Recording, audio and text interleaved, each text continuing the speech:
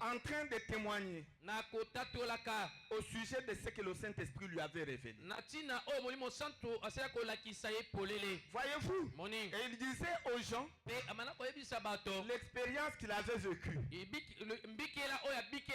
Voyez-vous, et tout ce qu'il entendait, comme il leur disait, que je ne mourrai pas jusqu'à ce que mes yeux puissent voir le Messie, puissent voir le Christ, puissent voir le Seigneur. Et cela était devenu non-sens. Parce que les gens avaient attendu le Messie pendant environ 4000 ans. Le Messie tardait. Et cette promesse était tombée caduque. Et les gens ne croyaient plus dans l'accomplissement de cette promesse. Ils avaient oublié.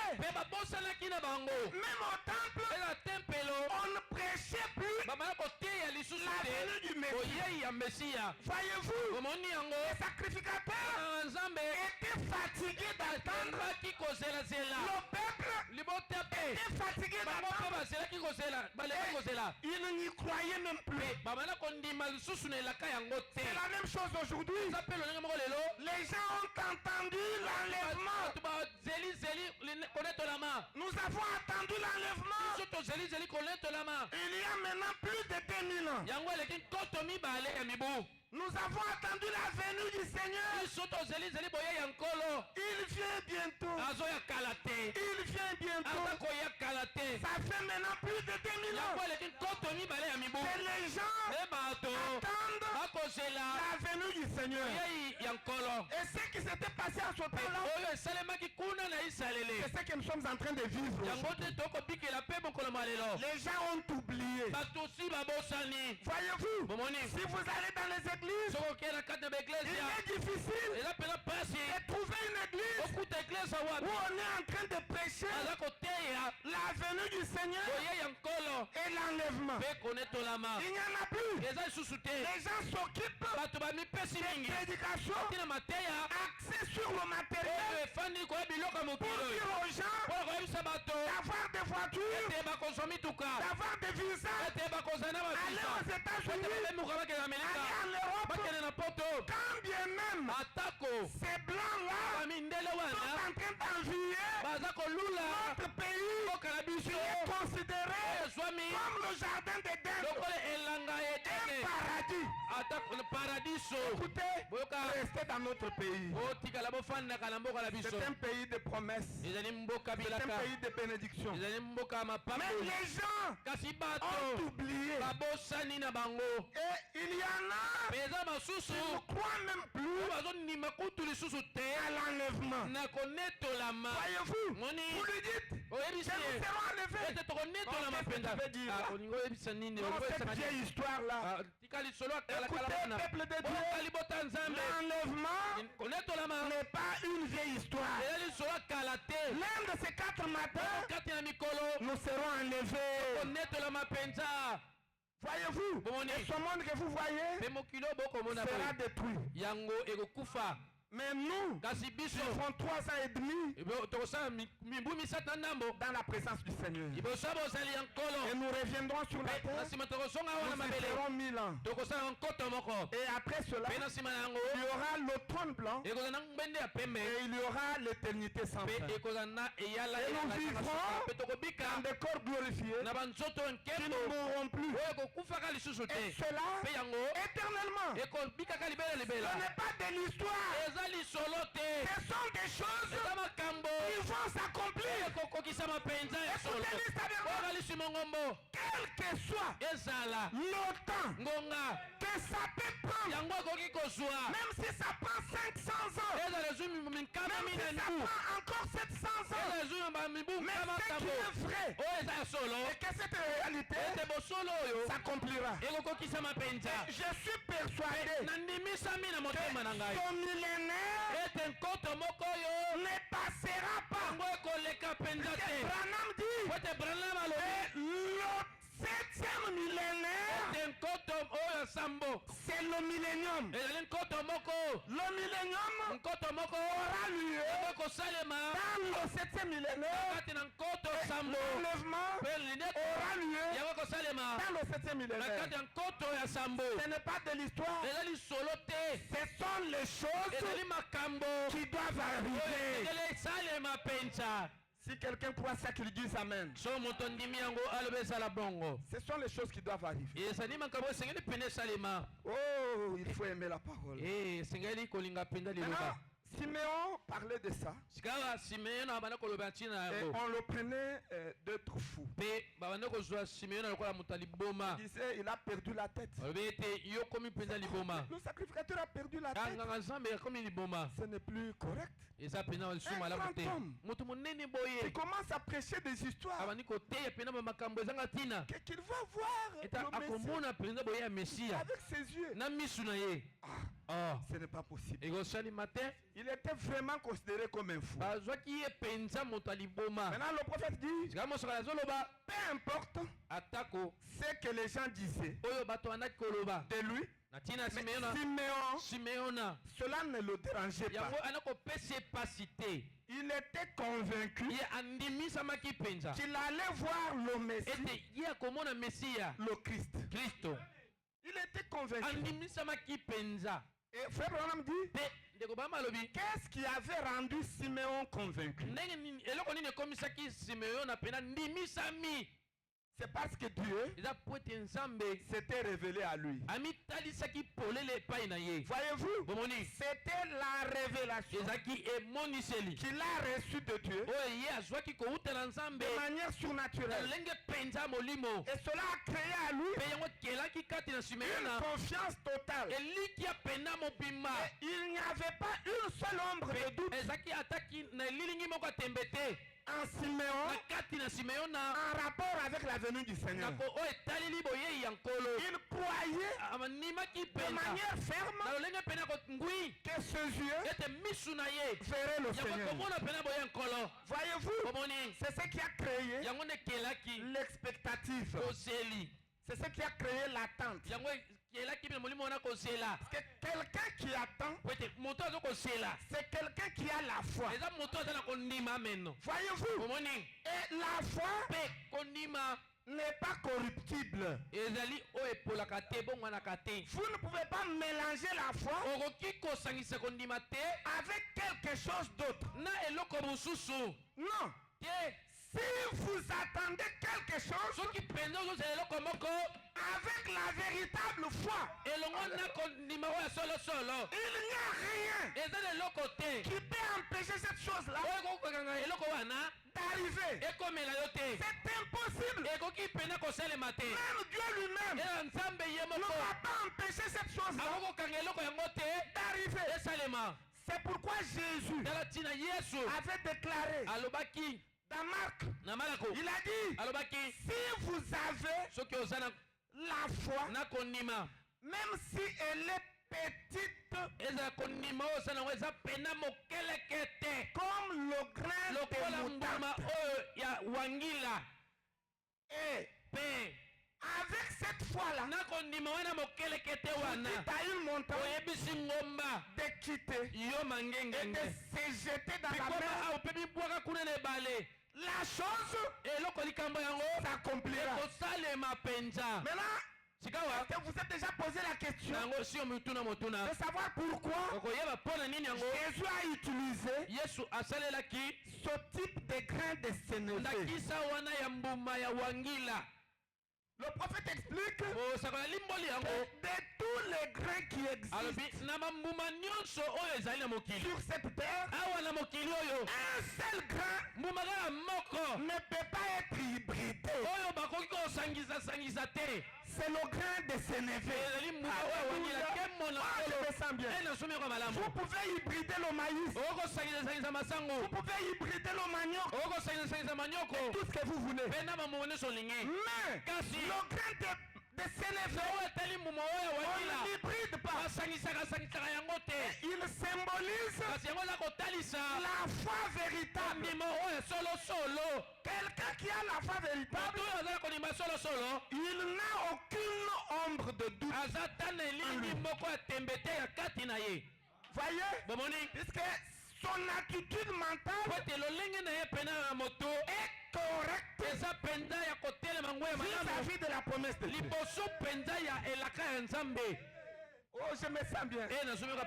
Maintenant, le prophète dit qu'il y a des sortes de foi. Il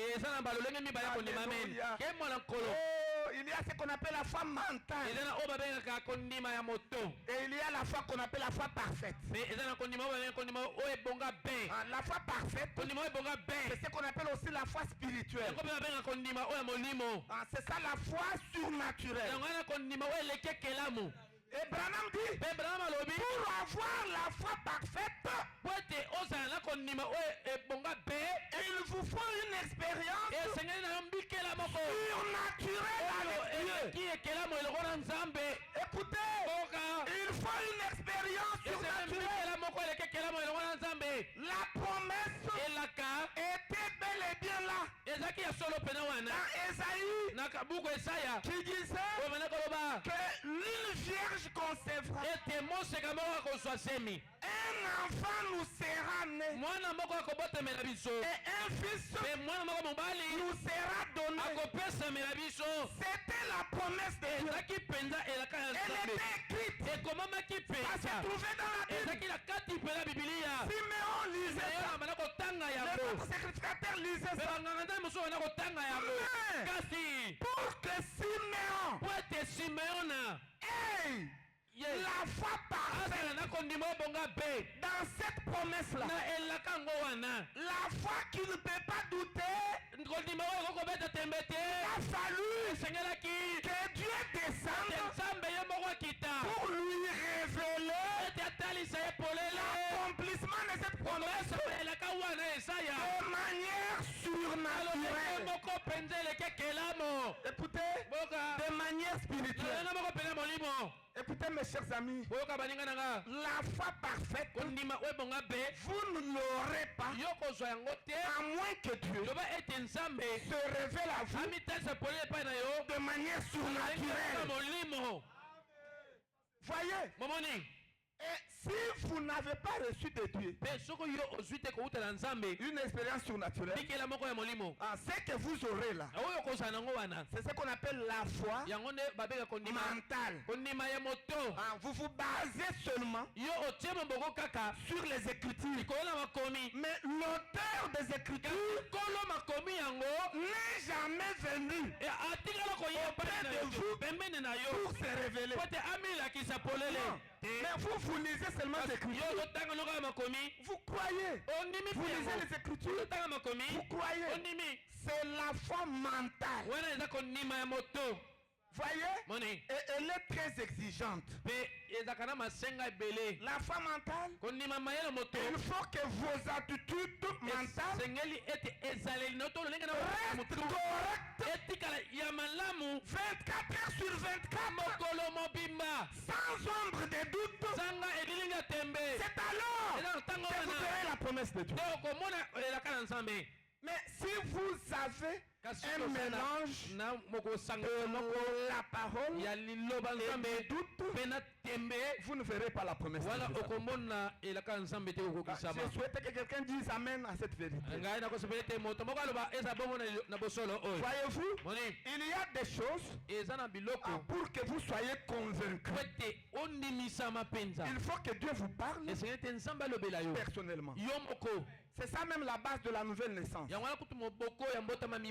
nouvelle naissance n'est pas intellectuelle. Écoutez les tabernacles. Ne vous contentez pas de la connaissance intellectuelle de la parole et vous appelez ça la nouvelle naissance. Non! La nouvelle naissance, Dieu se révélera à vous personnellement. La révélation est spirituelle. Il n'y a pas de révélation intellectuelle. Il n'y a pas de révélation naturelle. Non. Toute révélation est surnaturelle. C'est pourquoi on dit une révélation spirituelle. Jésus-Christ à vous personnellement. C'est ce qui va déclencher le processus de la nouvelle naissance.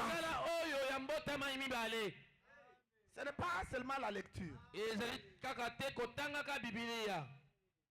On dit, comme la lumière va de l'Orient, et c'est ainsi que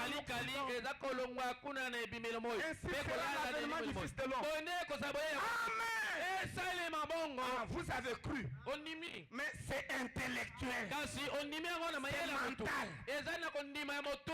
Là-bas, le Messie s'était présenté sous la forme d'un homme appelé Jésus. Et ce même Jésus-là a marché dans la rue de Jeffersonville. C'est bien. C'est intellectuel. Alléluia. Si vous êtes prédestiné, cette vérité que vous avez cru deviendra une réalité. Parce qu'il y a la différence entre une vérité et une réalité.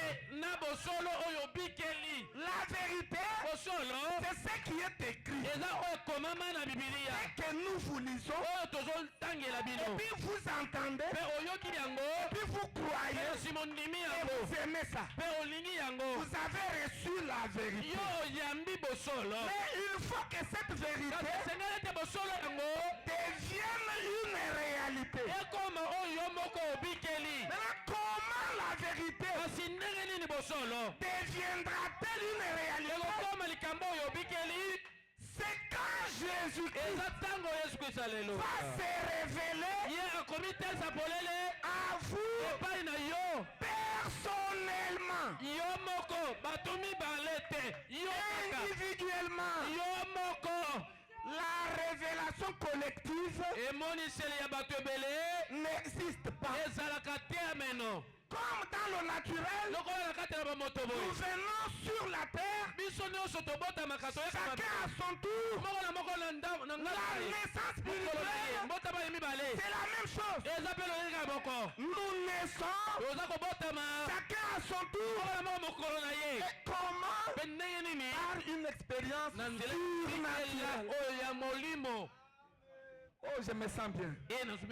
C'est cette expérience-là qui va vous donner ce qu'on appelle la foi parfaite. Et ce sera un absolu. Avec la foi parfaite, même quand tout ne marche pas, même quand tous les pasteurs vont abandonner le message, mais parce que Dieu s'est révélé à vous divinement, de manière surnaturelle, vous resterez dans le message. Vous direz comme Josué, même si vous tous vous partez, moi et ma maison, nous servirons le Seigneur. Qu'est-ce que c'est que ça? C'est parce qu'en vous, il y a la foi parfaite.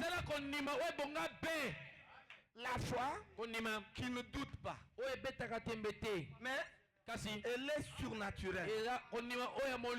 Écoutez les tabernacles. Je suis en train de vous appeler à expérimenter ce monde de la foi parfaite. Ne vous contentez pas seulement à ce que vous connaissez dans les pensées.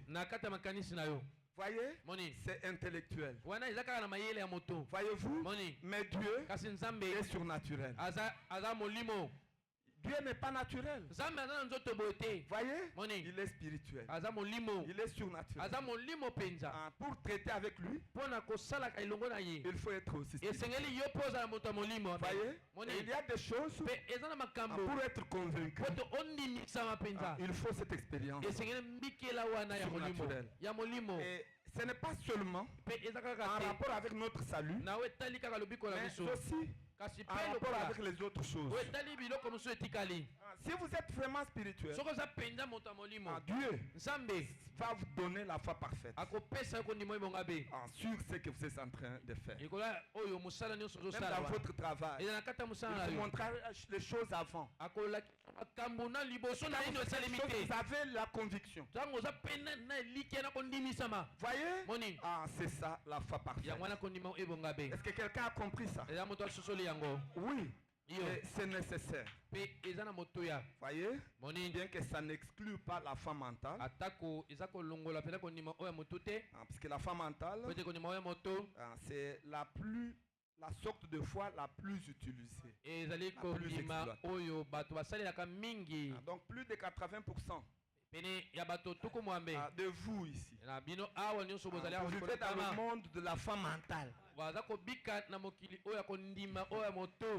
C'est ce que vous avez. N'est-ce pas, frère Emmanuel?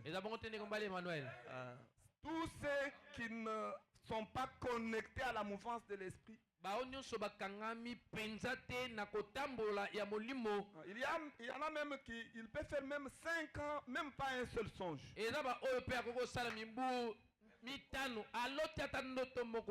Même pas un cauchemar. Écoutez, commencez par avoir des cauchemars. Ça va vous montrer que vous vous approchez de la spiritualité. Mais vous, même le cauchemar, il n'y en a pas. Quand un frère a raconté un songe, il veut nous faire voir quoi? Nous sommes dans l'âge de la pierre de fer. Aujourd'hui, c'est la réalité.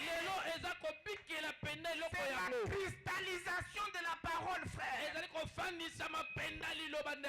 Et puis, il oublie que le 7e saut, d'un bout à l'autre, ce sont les 6 songes et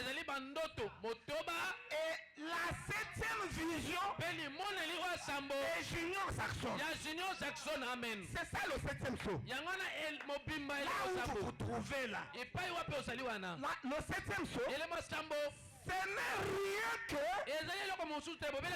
6 visions couronnées par la 7e vision de Junior Jackson. C'est ça. Maintenant vous, quel est le 7e saut que vous avez? Même pas un cauchemar. Un 7e saut imaginaire intellectuel. Écoutez, je suis sérieux de vous le dire ce matin pour répéter rien que le prophète que vous n'y êtes pas encore arrivé. Jésus-Christ devra se révéler à vous personnellement. C'est pourquoi le prophète a dit que s'il y a une chose que vous devez demander au Seigneur de vous l'accorder, demandez plus que toute autre chose dans le monde, c'est la révélation. Amen. Parce que quand vous avez la révélation, c'est fini, vous êtes sauvés. Et la révélation, elle est spirituelle. Elle est surnaturelle. C'est au-delà de la nature. Oh, Siméon. Lisez les Écritures comme tout autre sacrificateur. Quand Dieu est venu vivifier cette écriture-là, il était devenu différent des autres. Il est le seul sacrificateur qui a reconnu le Messie.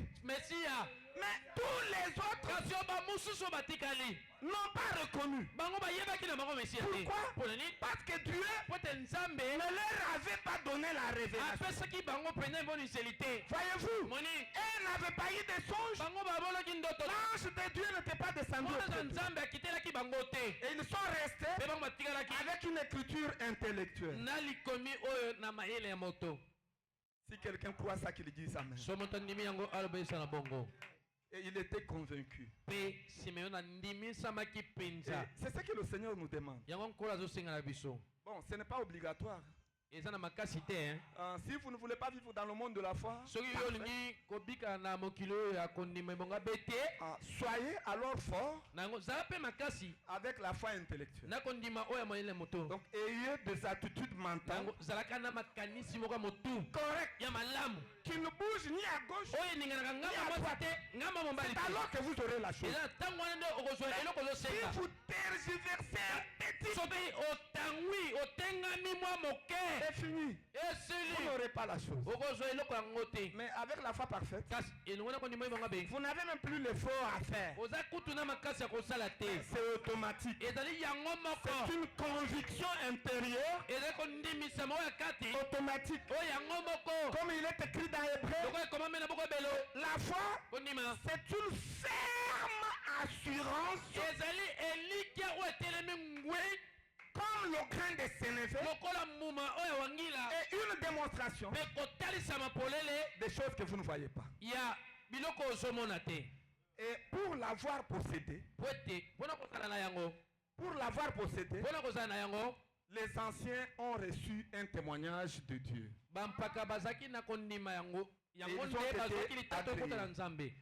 Et le Seigneur les a fait agréer. C'est ce que le Seigneur va faire aussi avec vous. Est-ce que vous croyez la parole de Dieu? Oui, c'est comme ça. Et le prophète donne un autre exemple d'une dame. Cette femme s'appelait Tantine Jemima. Cette femme habitait la ville de Memphis. Et puis c'est aux États-Unis. Elle avait fait longtemps sans enfant. Et puis Dieu lui a donné un enfant. Un garçon. Maintenant, cet enfant avait atteint déjà 19 à 20 ans. Et puis cet enfant est tombé malade. Elle souffrait de la syphilis.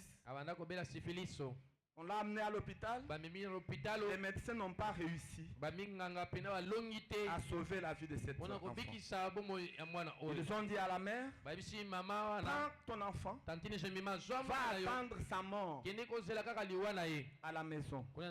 Et cette femme est venue avec cet enfant. Et il l'a étalé au salon, sur un lit. Et puis elle s'est souvenue que là où les possibilités des hommes s'arrêtent, c'est là que commencent les possibilités de Dieu.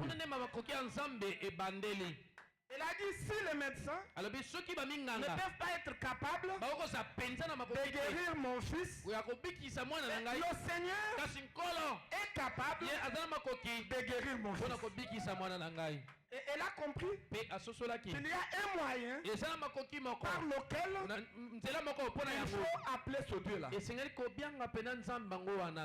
Il a dit c'est par la prière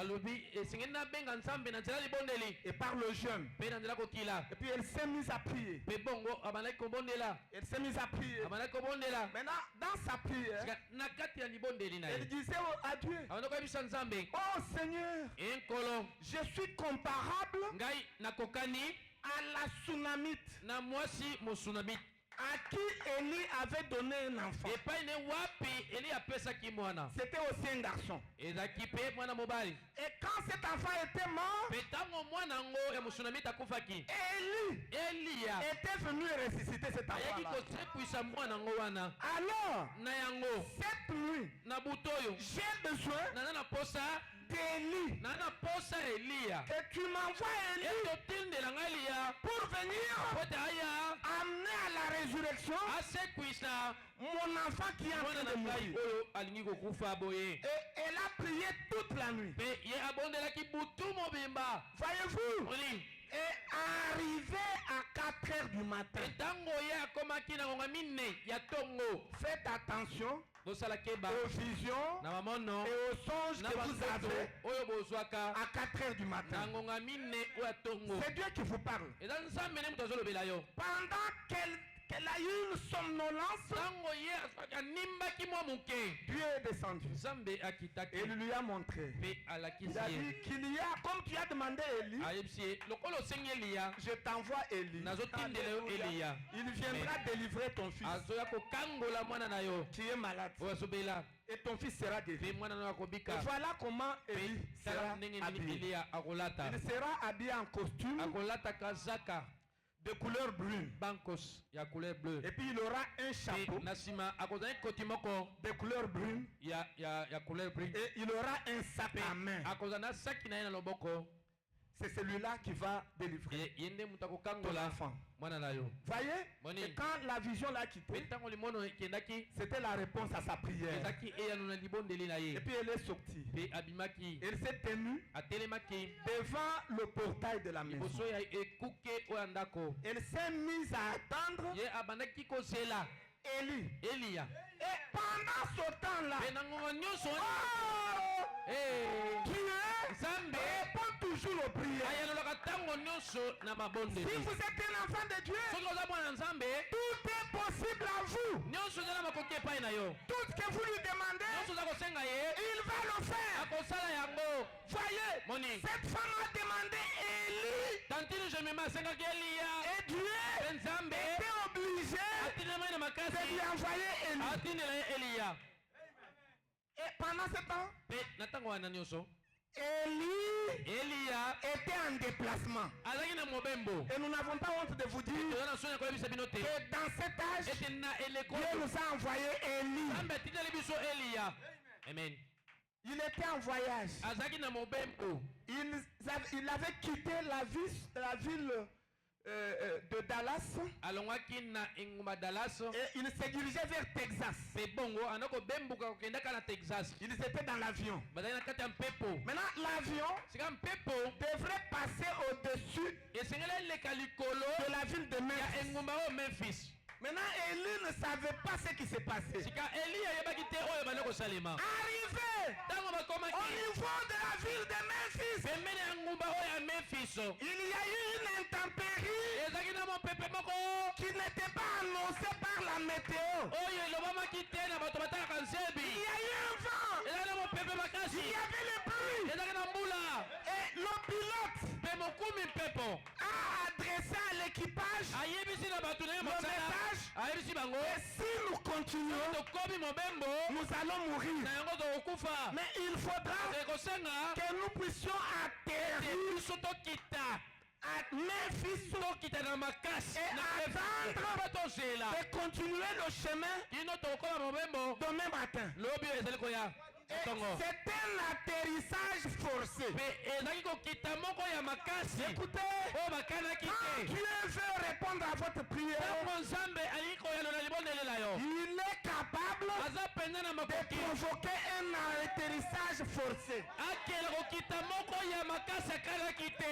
Qui avait suscité le vent? Ce n'est pas le diable.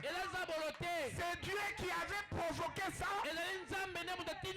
Parce qu'il fallait un atterrissage forcé à Memphis. Alléluia. Et Branham ne savait pas ce qui. Et puis ils sont descendus. On a logé tout le monde. On a logé tout le monde. On a logé aussi Branham. C'était un bel hôtel qui coûtait cher. Maintenant, quand Branham entre dans la chambre pour dormir, il entend une voix lui dire: non, tu peux aller déposer les lettres à la poste. Et puis il a dit que je transporte la valise. Non, je laisse la valise parce que je ne veux pas traîner. Je vais seulement déposer les lettres. Et puis je reviens. Et puis il a pris les lettres. Il est sorti. Et il s'est dirigé du côté où il y avait la poste. Pendant qu'il allait, il a entendu une voix lui dire: arrête-toi. Il ne faut pas marcher comme ça. Non, tu dois te diriger dans une autre direction. Et c'était une direction contraire à la poste. Donc, demi-tour. Et il est retourné. Bon, avance. Il commence à avancer. Va, s'il trouve une bifurcation, va à gauche. Il va à gauche. S'il trouve une autre bifurcation, va à droite. Il va à droite. Écoutez, peuple de Dieu, si vous êtes chrétien, vos pas seront dirigés par le Saint-Esprit. Vous n'allez pas vous déplacer comme un animal. Comme les Kinois appellent Ngoulou. Les chrétiens, c'est pas sont dirigés par le Seigneur. Parce qu'ils dépendent du Seigneur. Voyez, et il a progressé. Droite, gauche. Il arrive quelque part. Maintenant, c'était dans le quartier défavorisé. Le quartier des Noirs. Parce que là-bas, il y avait la ségrégation raciale. Et surtout en 1960, les Noirs occupaient leur quartier. Et les Blancs occupaient leur quartier. Vous ne pouvez pas vivre ensemble. Maintenant, cette femme-là, ce n'était pas une blanche. C'était une noire. d'origine africaine. Maintenant qui habitait dans ce banlieue. Il y avait des petites maisons, frère, on me dit des petites maisons, beaucoup de petites maisons. Maintenant, pendant qu'il passait, c'était en bas. Et puis il entend quelqu'un l'appeler. Pasteur. Pasteur. Maintenant, bonjour. Losako. Branham a répondu. Bonjour Tantine. Losako Tantine. Parce que Branham était gentil. Quand vous lui dites bonjour, il le regarde. Si vous êtes un homme, bonjour monsieur. Si vous êtes une femme, bonjour madame. Ou encore bonjour Tantine. Il était gentil. Maintenant, il voulait continuer. Une voix lui a dit, pose-lui des questions. Et puis il a reculé. Il a dit, Tantine, tu m'as salué. Comment? Tu m'as appelé comment? Il a dit, je t'ai appelé pasteur. Comment tu as su que je suis pasteur? Parce que je suis habillé comme tout le monde. J'ai le chapeau. Maintenant, comment tu as su que je suis pasteur? Et Tantine Jemima lui a dit. Il a dit, j'ai dormi. Non, j'ai prié pour la guérison de mon fils.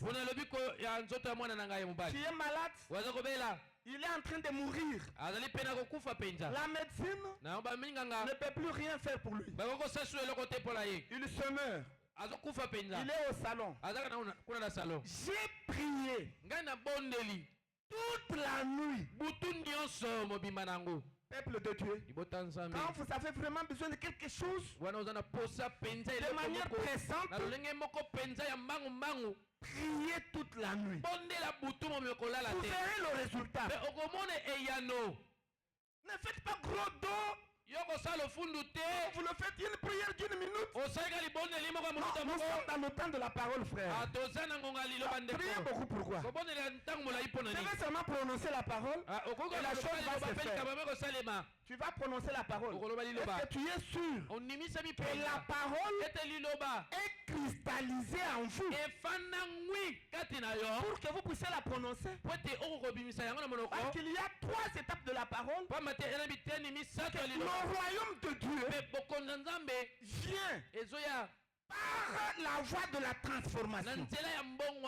Elle vient de la justification. Tu ouvres la voie à la sanctification. La sanctification qui ouvre la voie au baptême du Saint-Esprit. Et le baptême du Saint-Esprit qui ouvre la voie au Saint-Esprit lui-même. Le Saint-Esprit lui-même, c'est la parole qui s'est fait chair en vous. Mon frère, ma soeur, est-ce que vous êtes sûr que la parole est faite chair en vous pour la prononcer sans prier? Est-ce que vous êtes sûr? La parole cristallisée en vous. Donc vous êtes devenu la parole. La parole est devenue vous. Et quand on voit le Saint-Esprit, on vous voit vous. Vous devenez ce que le prophète dit. Que le monde va voir Jésus tel que nous le présentons. Est-ce que vous êtes déjà devenu ça? Est-ce que vous avez la plénitude de Jésus en vous? Écoutez, le Saint-Esprit lui-même en vous, c'est la plénitude de Jésus en vous. Comme Branham disait, que ceux qui désirent recevoir la plénitude de Dieu devront suivre le messager comme le messager a suivi Christ dans sa parole. Est-ce que vous êtes déjà arrivé à ce point-là? Vous n'y êtes même pas. La prière, vous n'en voulez plus. Mais vous aurez des solutions aux problèmes. Cette femme a prié toute la nuit. C'est en 4 heures que Dieu lui a donné la foi parfaite. Alléluia. Elle croyait dans la promesse. C'était bien.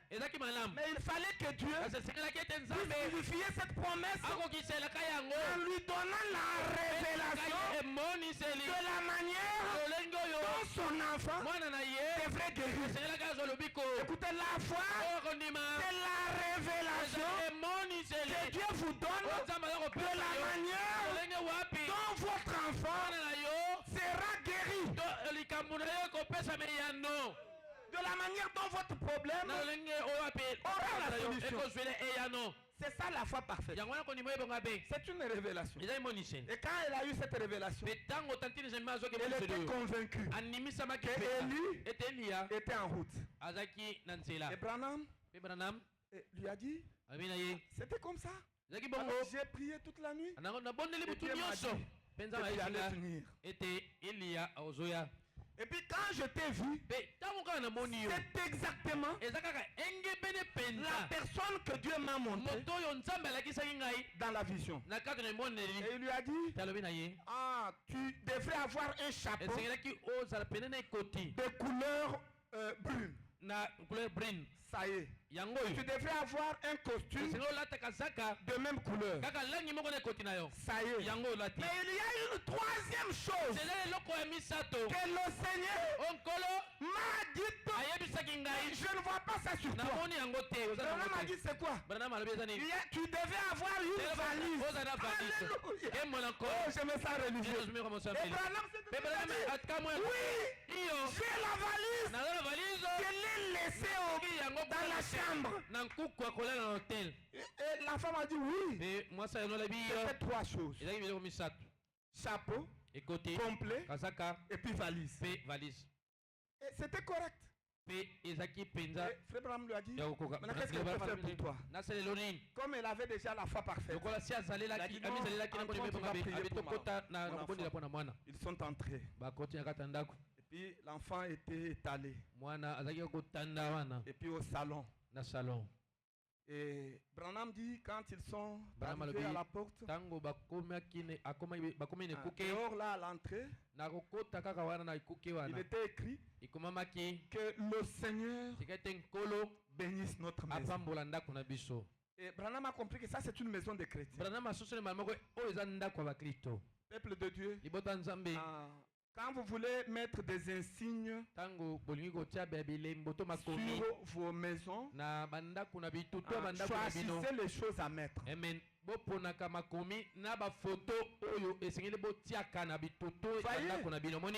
quand Branham a vu cette écriture, il a compris que c'est un chrétien. Et ils sont entrés. Frère Branham déclare qu'il était entré dans les maisons des grands rois, des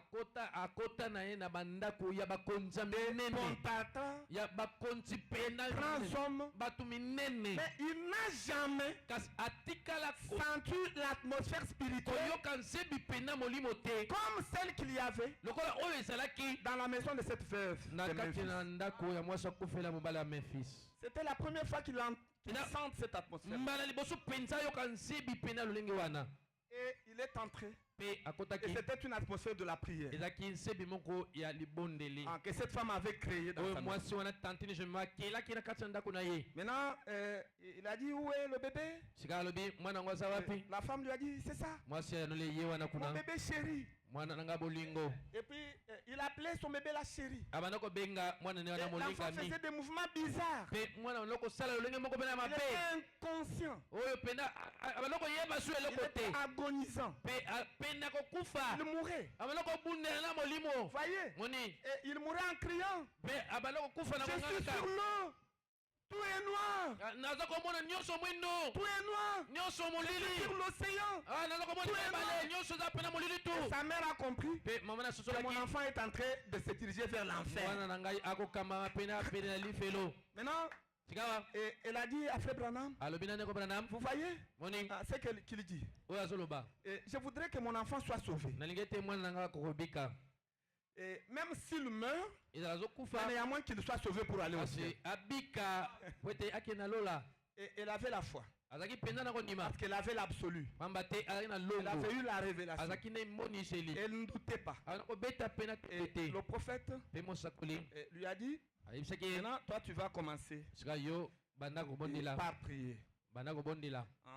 Tiens-toi à côté. Et puis le prophète s'est tenu au pied.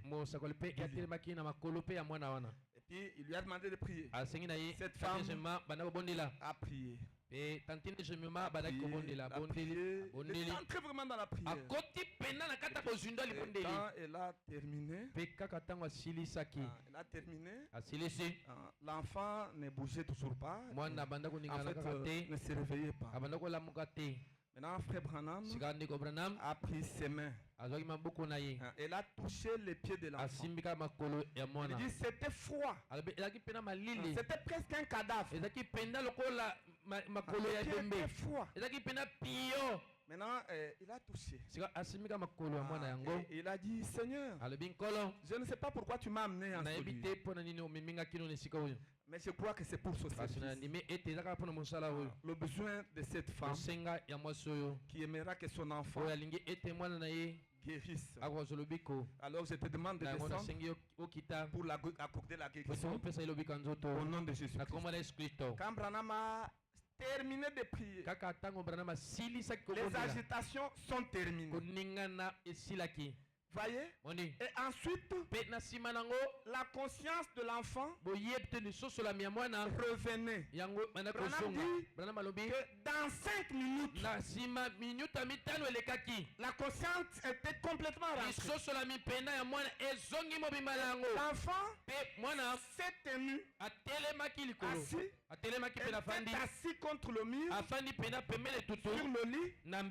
Elle a touché sa mère avec un bras. Elle a touché Frère Branham avec un bras. Elle a crié gloire à Dieu.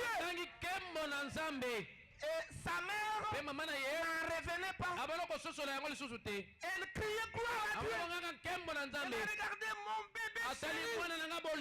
Tu es guéri. Et Frère Branham s'est tenu debout. Il lui a dit ma mission est terminée. Je m'en vais. Et il est parti. Voyez-vous, cet enfant-là était guéri. Mais remarquez, pour sa guérison, il a fallu quoi? Il a fallu la foi parfaite. La foi parfaite, Dieu donne au moyen du surnaturel. Voyez-vous? Et il a beaucoup de moyens secondaires qu'il utilise. Des visions, des songes. Et ça doit être les choses que Dieu va vous montrer vous-même.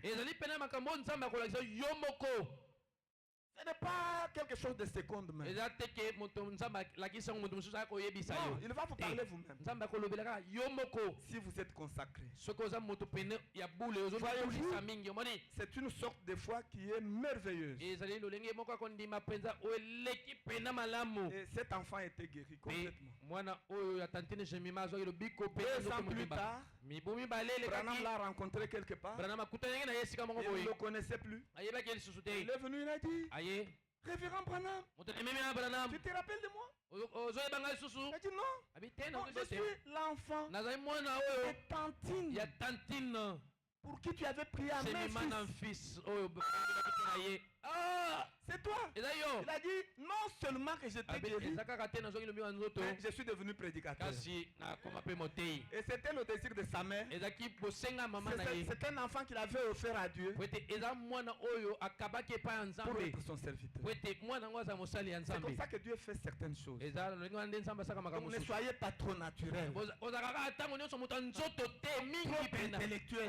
Dans nos messages, les chrétiens sont trop empesés, des intellectuels, des manteaux. Rien de spiritualité. Même pas un songe, même pas une vision. Et quand quelqu'un prophétise, non, il est sorcier. Non, Ce n'est pas nécessairement ça. Le Dieu que vous adorez, il est surnaturel. Et la foi parfaite, elle est surnaturelle. Si Dieu ne vous donne pas une expérience surnaturelle, vous n'aurez pas cette catégorie-là de la foi. Alors vous allez vous contenter de la foi mentale. Voyez-vous, c'est aussi bien, mais c'est très complexe. C'est la foi la plus exigeante. La foi mentale, très exigeante. Voyez-vous, vous ne saurez pas maîtriser ça. À moins que Dieu vous aide. Mais il faut désirer le monde de la foi parfaite. Est-ce que quelqu'un désire ce monde? Et soyez spirituel. Parce que le prophète déclare que aussitôt que vous êtes baptisé du Saint-Esprit, vous devenez candidat à l'association avec le monde surnaturel. Et les anges de Dieu viennent à vous pour vous annoncer les messages venant de Dieu. Et ils prennent aussi vos messages pour les apporter à Dieu. Et vous devenez surnaturel. Vous devenez mystique. Devenez mystique par la parole, au moyen de la révélation, pas par l'intellectualisme. Avec trop de citations, vous n'avez jamais réalisé une seule. Vous la connaissez seulement. C'est une vérité dans votre tête. Vous ne l'avez jamais réalisé. Elle n'est jamais devenue une réalité. Et le Dieu restera historique. Pourtant, notre Dieu n'est pas un Dieu historique. C'est un Dieu au temps présent. Et même cet avant-midi, il est ici. Est-ce que quelqu'un croit ça? Il est ici. C'est lui qui dirige la réunion. C'est lui qui vous parle. Même si ce qu'il vous dit c'est dur, croyez d'abord que ça devient une vérité. Et plus tard, ça deviendra une réalité. Et vous verrez la gloire de Dieu. Est-ce que quelqu'un croit ça? Oui. Le même Dieu de Siméon, c'est le Dieu de Tantine Jemima. C'est aussi notre Dieu. Est-ce que quelqu'un croit ça? Que Dieu vous bénisse. Que Dieu vous bénisse. Que Dieu vous bénisse. Nous allons nous tenir debout pour ça.